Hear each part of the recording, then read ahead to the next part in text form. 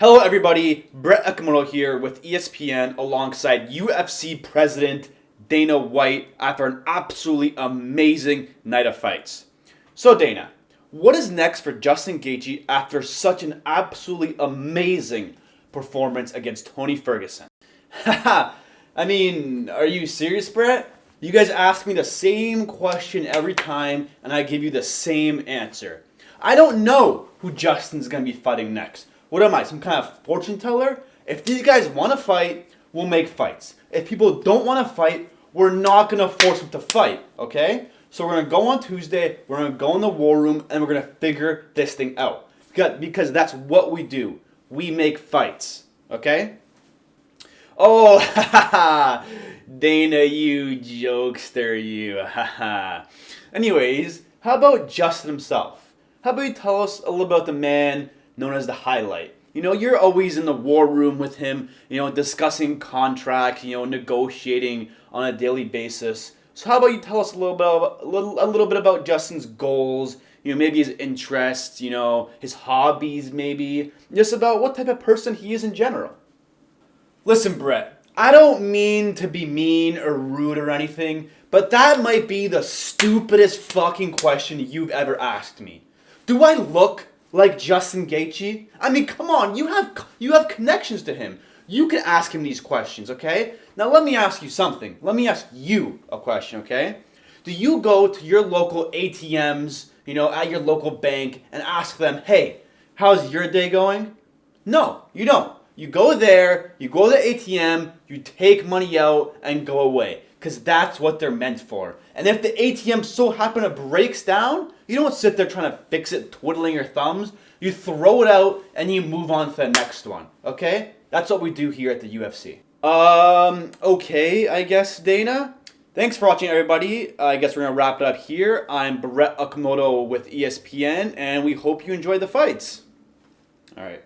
Oh, what's up? Oh, shit. I almost forgot. Sorry, Dana. How could I forget, man? Well, okay. Since Dana wouldn't answer your question, Brett, how about we give it a shot? We all know Justin for his Olympic gold medals in gymnastics and his outstanding career in law, but how about we take a look as to who Justin really is and how a human services major became one of the UFC's most coveted assets. Justin Ray Gaethje was born 1988 in Safford, Arizona. Justin always had an extremely busy household growing up. With two older sisters and a twin brother, there was never a dull moment. But unfortunately, Justin's childhood days would come to a halting stop. You see, Justin's father, a coal miner, needed help supporting the household and putting food on the table. So it was up to Justin and his twin brother to pick up an axe and begin simply mining away at a very young age. Justin would later allude to these experiences in an interview with Brendan Schaub on Food Truck Diaries, and would even go into how little time he had off throughout his entire life because of these things. Dude, You're been doing something right. 4 years old, man, and I haven't had many days off.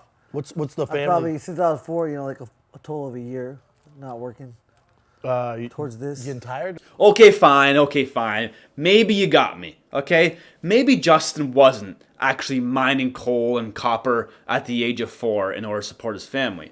But instead, he was just wrestling. But his father, brother, and grandfather were all actually copper miners.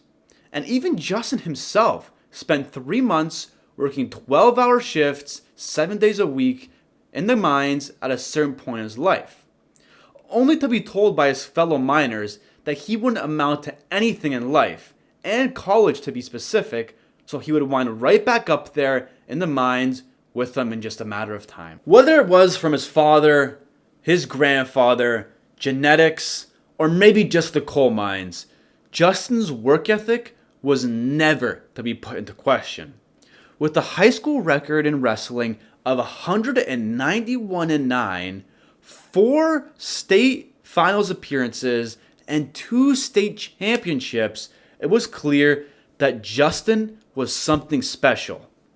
But even Justin was always looking ahead and felt as though a career in wrestling was somewhat unreasonable, which is why he began to turn his focus a little bit, change the degree of the lens, if you will. Not sure what I mean by that, but take it as you will. Justin began looking at a career in human services. He wanted to get a degree in that and begin helping at-risk kids in some form of coaching, advice, or counseling, something along those lines.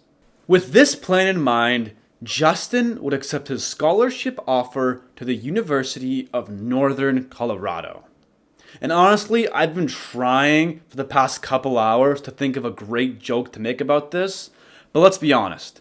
Justin is literally the fucking Clark Kent of MMA.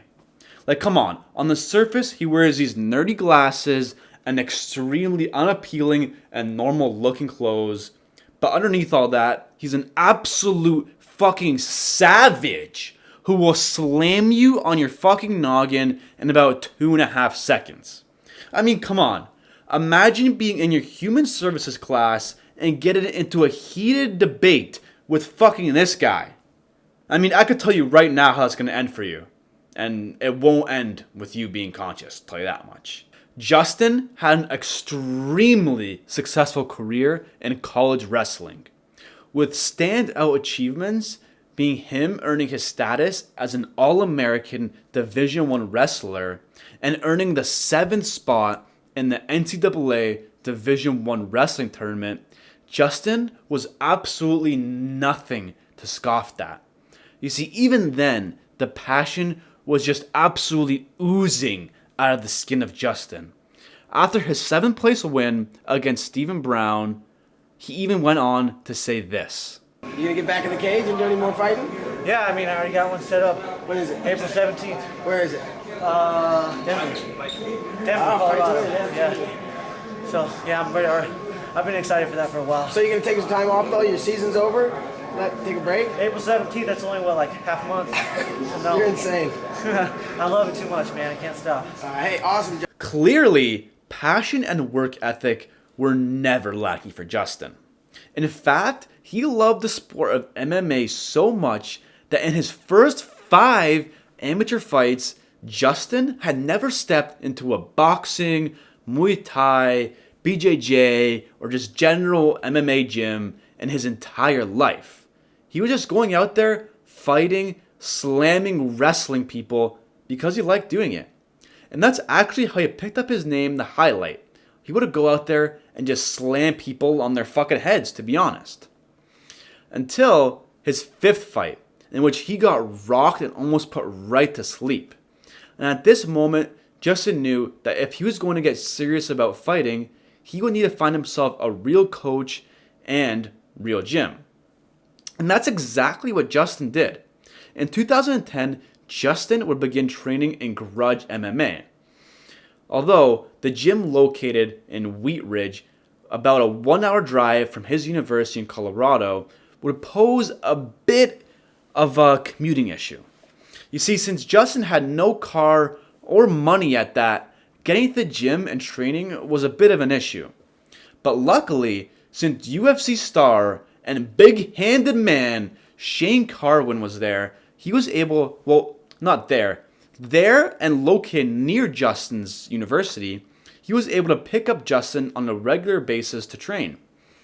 This allowed Justin to go to Grudge 3 times a week and begin his relationship with now head coach Trevor Whitman. I don't know why that left my head for 2 seconds. I've been saying it for 5 minutes straight, but whatever. There it is. Anyways, he would quickly form an inseparable bond with Trevor. And when they weren't training, they were testing new equipment, or they were going to dinner, or they were chopping down trees? Is that right? Chopping down trees? Either way, I had some quick questions to ask Justin about his early days in MMA, and was able to actually score this exclusive interview with him. Hey, Justin! Great to finally see you, man. I've been really meaning to ask you, you haven't talked about it much, but talk about growing up and how you really got into MMA and what inspired you to do so. Sorry, what did you say? My nose is kind of sloggy. I can't really hear stuff very well. Can you just repeat that again for me? Yeah, it was fucked. Yeah, I was just wondering, what got you into MMA in general.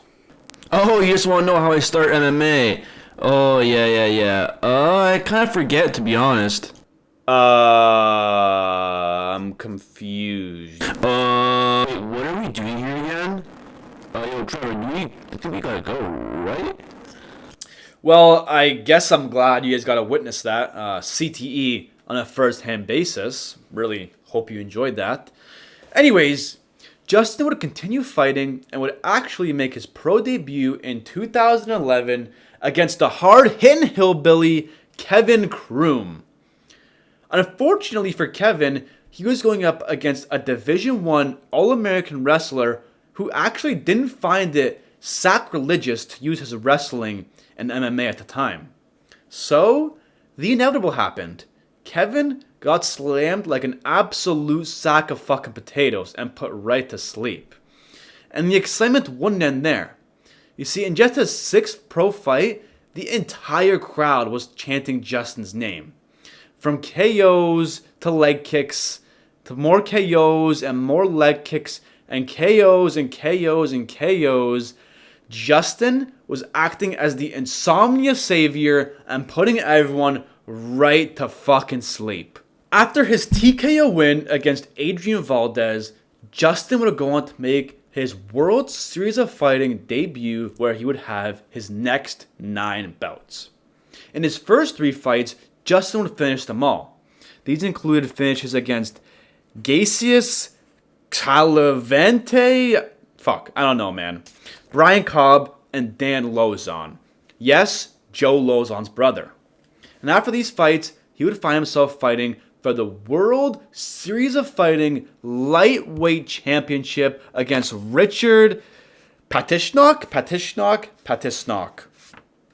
I don't know. Okay, cut me some slack, alright? English is my second language. Anyways, he would finish this fight in Justin Gaethje fashion by pulling up in the Ford Escort and slamming right into Richard and hoping he was the last one standing. And in Justin fashion, of course, he was still standing. Anyways, after obtaining the belt, Gaethje would defend it 5 times against the likes of Nick Newell, Brian Foster, Melvin Gillard, and much, much more. But after his 5th defense against Luis Formino, Dana decided to take out his wallet and drop a couple of his Lucky Charm crumbs on Justin's plate and sign him right to the UFC.